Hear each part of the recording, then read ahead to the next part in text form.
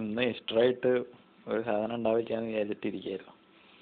അപ്പോഴാണ് നമ്മുടെ വിരാട്ടും റോബിനും ബാക്കി വെച്ച് പോയ ബിരിയാണി അരിയുടെ കാര്യം, പണ്ടുണ്ടായിരുന്ന ബീഫും മുട്ടയുടെ കാര്യം ഓർത്തെ.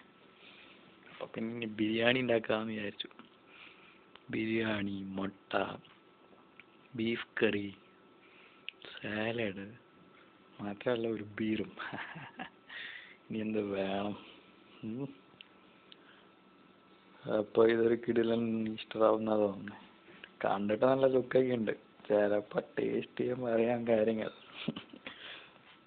കൊള്ളാവാനുള്ള സാധ്യതകൾ ഉണ്ട്. ബിരിയാണി ഭയങ്കര സെറ്റപ്പാണ്.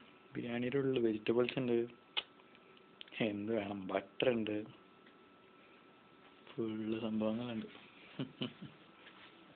നോക്കാം, ഇനി കഴിച്ചിട്ട് പറയാം എങ്ങനെയുണ്ടെന്ന്.